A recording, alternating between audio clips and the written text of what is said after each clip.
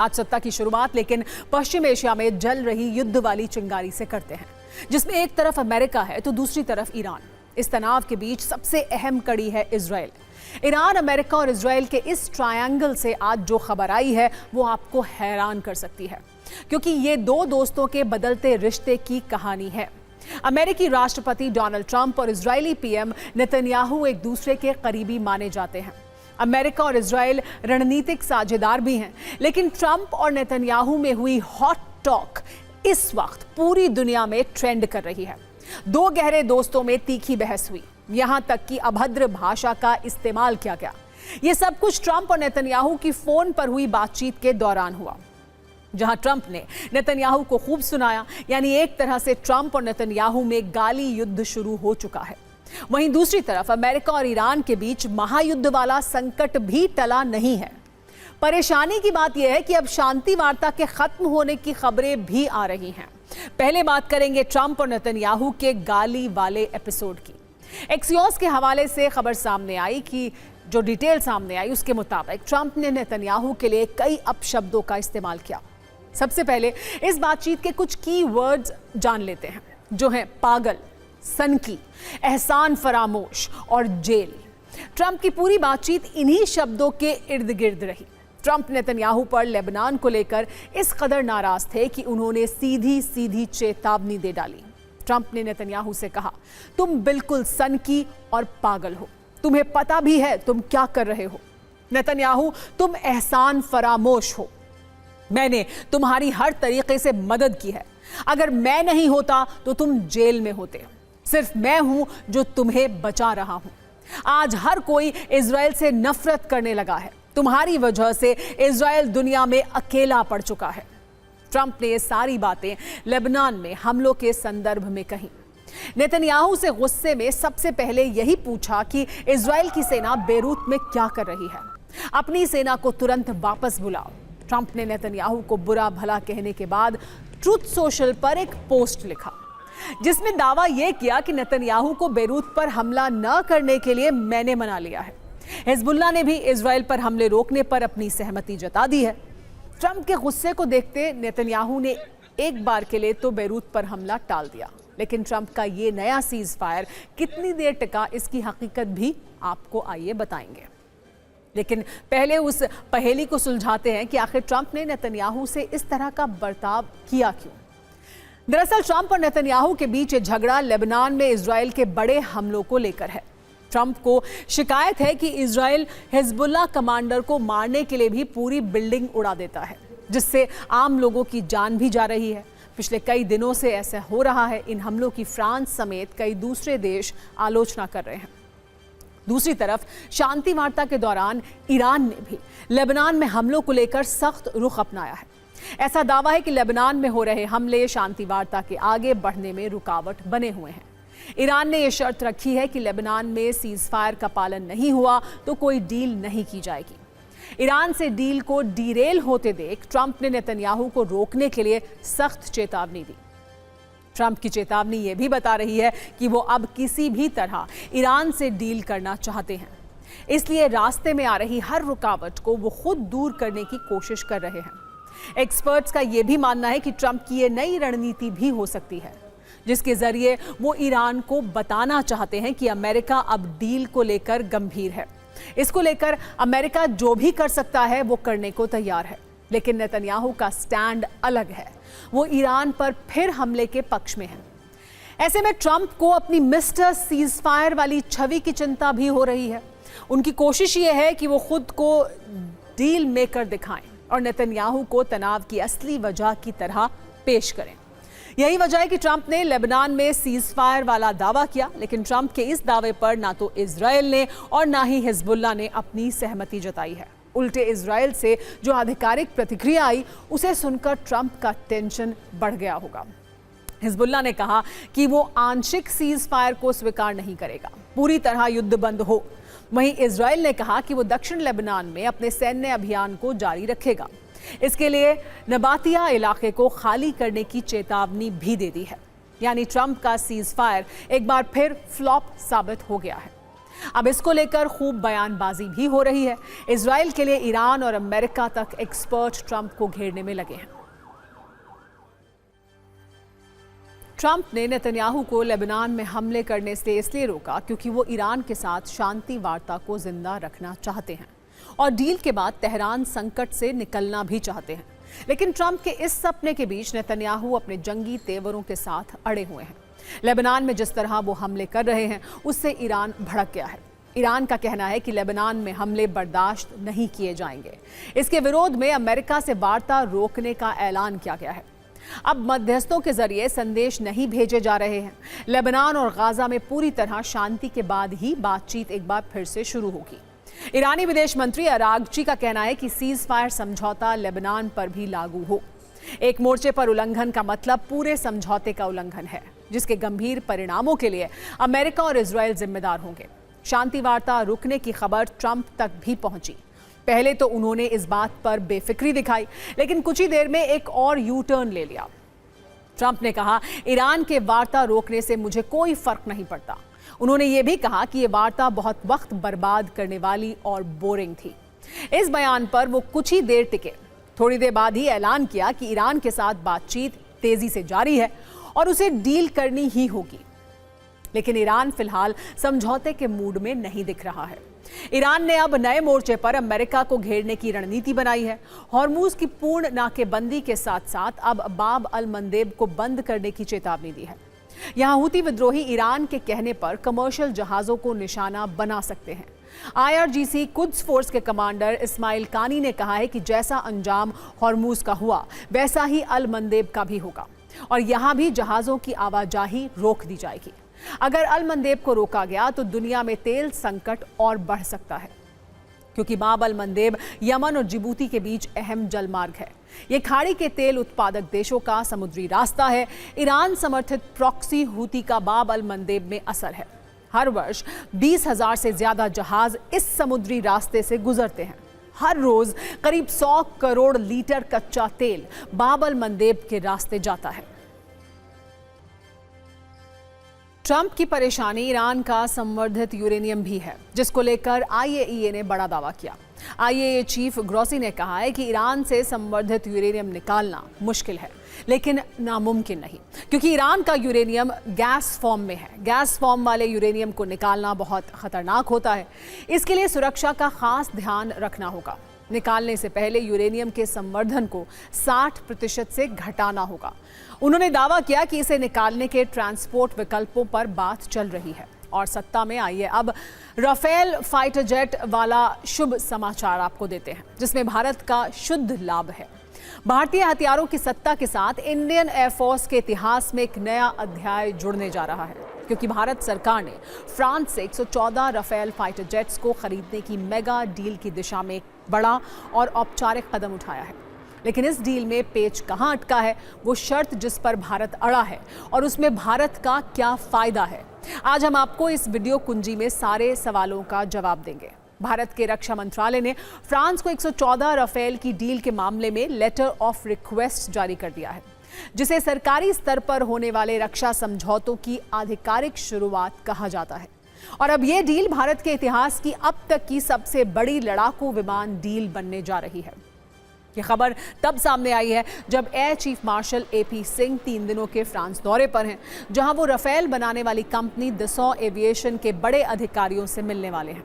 जबकि इसके तुरंत बाद प्रधानमंत्री मोदी 15 से 17 जून तक फ्रांस में G7 शिखर सम्मेलन में हिस्सा लेंगे। सबसे बड़ी बात, भारत सरकार पहले ही स्पष्ट कर चुकी है कि 114 राफेल के इस मेगा प्रोजेक्ट को buy global and make in India model के तहत आगे बढ़ाया जाएगा। इसका सीधा मतलब यह है कि 114 में से 24 राफेल पूरी तरह से तैयार होकर फ्रांस से आएंगे। लेकिन इस डील की असली ताकत यह है कि 114 विमानों में से करीब 90 से 94 फाइटर जेट्स का उत्पादन भारत में किया जाएगा। यह पहली बार होगा जब राफेल जैसे विश्व स्तरीय 4.5 जनरेशन के लड़ाकू विमान का निर्माण फ्रांस के बाहर किसी दूसरे देश में होगा। भारत में बनने वाले इन राफेल विमानों में कम से कम 50% सामग्री, तकनीक और पुर्जे पूरी तरह से भारतीय यानी स्वदेशी होंगे। और फ्रांस के साथ ये पूरी डील करीब 3,30,000 करोड़ रुपए की होने वाली है। मतलब ये कि नई राफेल डील 2016 में हुई 36 राफेल विमानों की खरीद से बिल्कुल अलग और कई गुना बड़ी है। लेकिन अब इस डील की वो शर्त जिस पर भारत अड़ा हुआ है। भारत और फ्रांस के बीच हो रही इस डील का सबसे अहम पॉइंट इंटरफेस कंट्रोल डॉक्यूमेंट्स हैं, यानी वो दस्तावेज जिसमें तकनीक और सॉफ्टवेयर कोड होते हैं। सूत्रों के अनुसार अब भारत ये चाहता है कि राफेल फाइटर जेट में भारत में बनी मिसाइलें लगाई जा सकें और मिसाइलों के लिए बार बार फ्रांस पर निर्भर न रहना पड़े।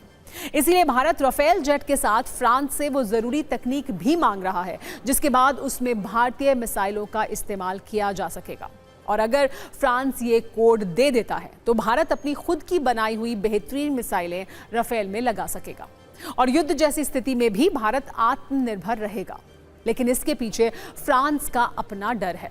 उसका कहना यह है कि भारत की ब्रह्मोस मिसाइल असल में भारत और रूस ने मिलकर बनाई है। फ्रांस को डर है कि अगर उसने राफेल का सॉफ्टवेयर कोड भारत को दिया तो राफेल की हाईटेक तकनीक लीक हो सकती है।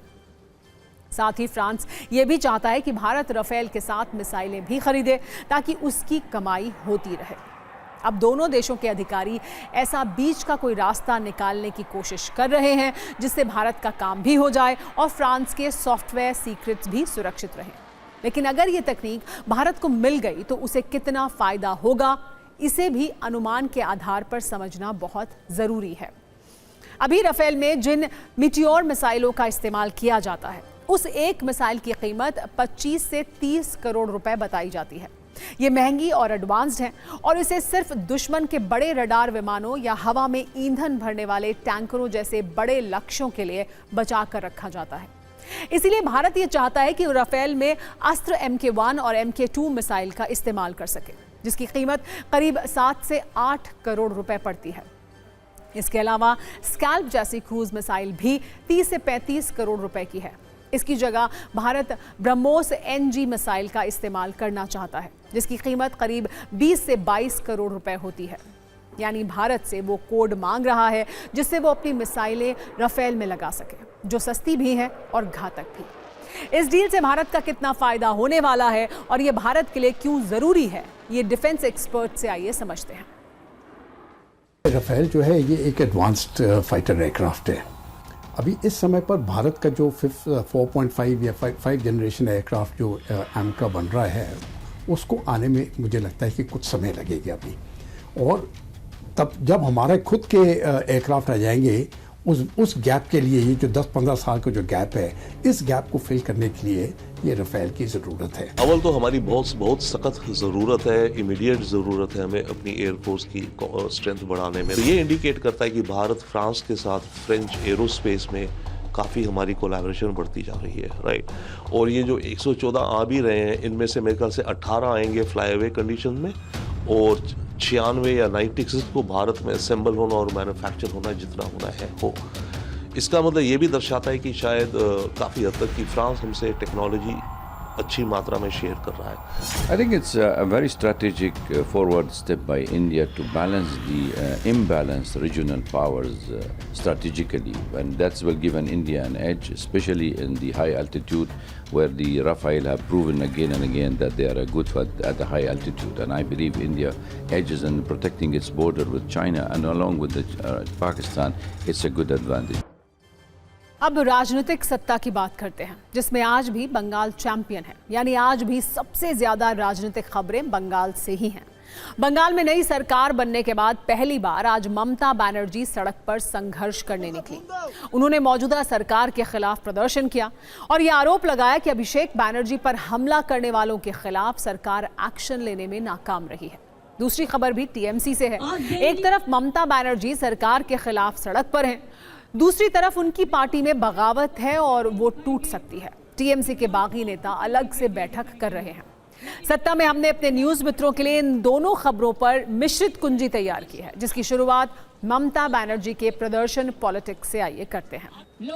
पश्चिम बंगाल में सत्ता परिवर्तन के करीब 1 महीने के बाद ममता बनर्जी आज शुभेंदु सरकार के खिलाफ सड़क पर उतरी। उन्होंने कोलकाता के रानी रश्मोनी एवेन्यू में धरना दिया। उनका आज का धरना भतीजे अभिषेक बनर्जी और कल्याण बनर्जी पर हुए हमले के खिलाफ था। हालांकि उन्हें इस प्रदर्शन की इजाजत नहीं दी गई थी, लेकिन वो नहीं मानी। आज सुबह से ही ममता बनर्जी के धरना स्थल पर बड़ी संख्या में तृणमूल समर्थक जुटे। हालांकि धरने से पहले ही कोलकाता पुलिस ने ममता बनर्जी को प्रदर्शन की अनुमति देने से इनकार कर दिया था, लेकिन ममता बनर्जी अड़ी हुई थी। ममता के प्रदर्शन के दौरान वहां पुलिस भी पहुंची, उन्हें प्रदर्शन रोकने के लिए कहा गया, लेकिन वो नहीं मानी। ममता बनर्जी ने प्रदर्शन स्थल से आरोप लगाया कि इस सरकार में पुलिस उनके सांसद, विधायक और कार्यकर्ताओं को डरा रही है। ममता बनर्जी को धरने की इजाजत के मुद्दे पर रूटीन राजनीतिक बयानबाजी भी हुई। बीजेपी ने इसका समर्थन किया तो बीजेपी के विरोधी दलों ने इसका विरोध किया। एक बार बयानों की रील देखिए, फिर आपको बताएंगे कि ममता के करीब 50 से 60 विधायक अलग से बैठक क्यों कर रहे हैं। क्या ममता बनर्जी की पार्टी में टूट का खतरा है?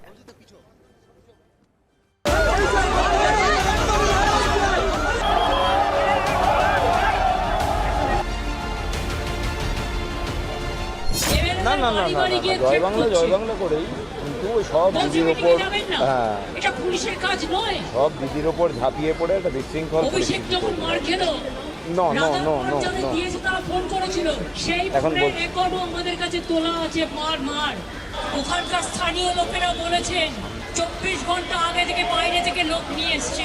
पश्चिम बंगाल की जनता ममता बनर्जी को प्रोटेस्ट करने नहीं देंगे। तृणमूल कांग्रेस के खिलाफ आवाज उठा रहे हैं, एक दूसरे को पीट रहे हैं। तो ऐसा स्थिति पे ममता जी नजर हटाने के लिए दिल्ली का बात कर रहे हैं। तो दिल्ली आ सकते हैं, वो अंटार्कटिका जा सकते हैं, रेगिस्तान में जा सकते हैं, कुछ भी कर सकती हो, लेकिन पश्चिम बंगाल की जनता तृणमूल कांग्रेस को नकार दिया है।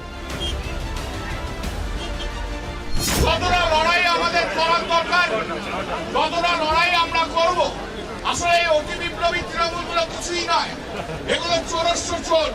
শুভেন্দুকে হাত ধরে বাঁচবার চেষ্টা করছে, পারবেন না। प्रतिरोध जब किसी की भी सरकार हो तो उतना स्पेस होना चाहिए।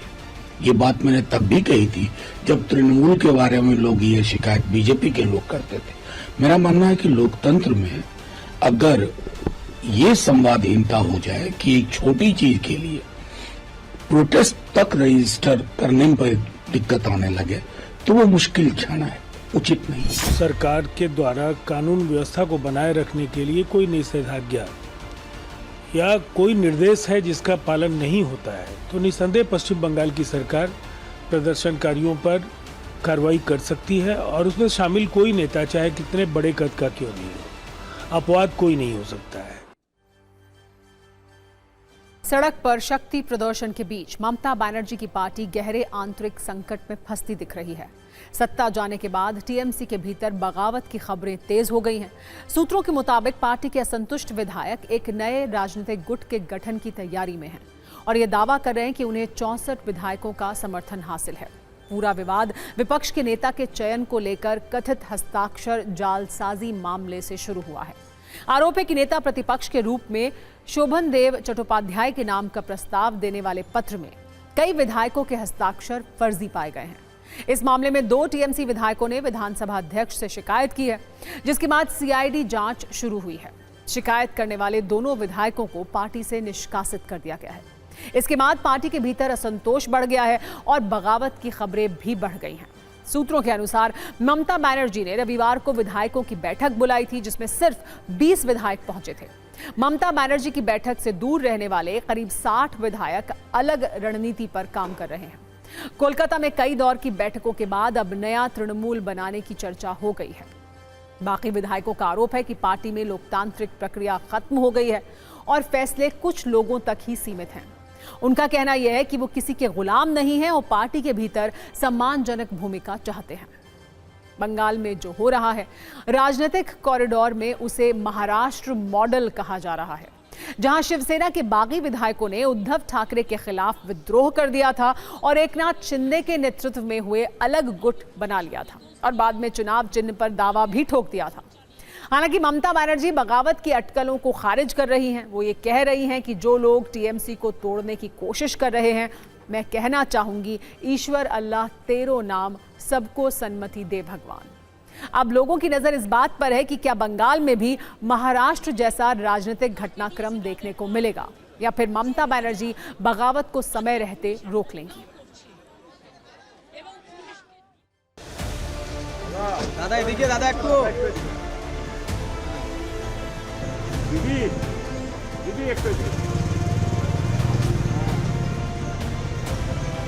ये सारे एकजुट होके विधानसभा के स्पीकर के पास जा रहे हैं और ये 3 मेन मुद्दे ये लोग उठा रहे हैं। पहला, हम लोग 2/3 मेजोरिटी हैं, करीब 50 विधायक हम लोग के साथ है, हम ही असली तृणमूल है।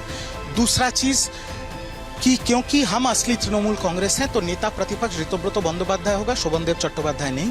और तीसरा, हम लोग के पास 2/3 मेजोरिटी है तो ये जो घास के ऊपर जोड़ा फूल का जो सिंबल है ये हमारा होना चाहिए।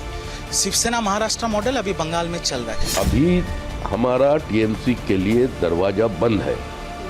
किसी को नहीं इंपोर्ट करके हम लोग 207 तक पहुंच गए। जनता टीएमसी का नेताओं को खिलाफ वोट दिया था। तो इस स्थिति में आप क्या चाहते हैं? जो टेंटेड है, जो नौकरी बेचा, नौकरी खरीदा, जो जनता का जीना हराम कर दिया था, भारतीय जनता पार्टी का तृणमूलाइजेशन नहीं हो सकता, नहीं हो सकता, नहीं हो सकता। स्पीकर साहब के ऑफिस में आए थे पार्टी के तरफ से एक नए लेटर सबमिट करने के लिए। स्पीकर साहब नहीं थे तो अकॉर्डिंग टू रूल तो उनका ऑफिस में तो जमा देना पड़ता है, रिसीव करने का बात होता है। वो बोल रहे हैं हमारा कुछ करने को नहीं है क्योंकि हमारा स्पीकर साहब काल के बाद इंस्ट्रक्शन दिया है कि हम कोई लेटर रिसीव नहीं कर सकता। ये क्या है? पूरी पार्टी गिनती के जो विश्वासी कुछ जनप्रतिनिधियों को छोड़कर एक बड़े बगावत का सामना टीएमसी करने जा रही है और ऐसे में पार्टी की साख और विश्वसनीयता को बनाए रखना ममता बनर्जी के लिए एक बड़ी चुनौती आने वाले समय में साबित होगी। इस बीच हस्ताक्षर जालसाजी मामले में सीआईडी की जांच भी तेज हो गई है।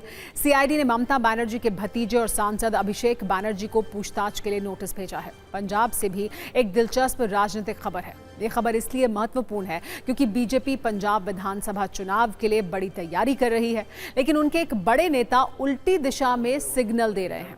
उनका नाम है कैप्टन अमरिंदर सिंह।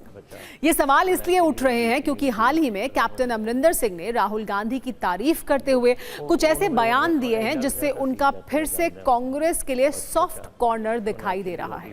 पिछले कुछ दिनों में सामने आए कैप्टन अमरिंदर सिंह के बयानों से ये लग रहा है कि उनकी बीजेपी से दूरी बढ़ गई है।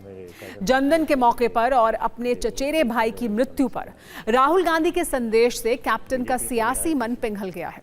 भाई के निधन पर बीजेपी की चुप्पी से वो आहत भी हैं। सुनिए कैप्टन ने ऐसा क्या कहा कि उनके अगले सियासी कदम को लेकर अटकलें लगनी शुरू हो गई।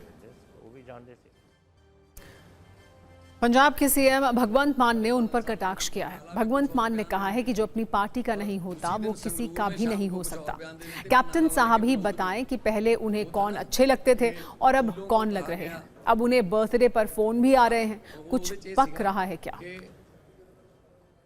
देखो, ये तो कैप्टन महेंद्र ही बता सकते हैं कि पहले वो किसकी तारीफ करते थे, आजकल किसकी तारीफ करते हैं।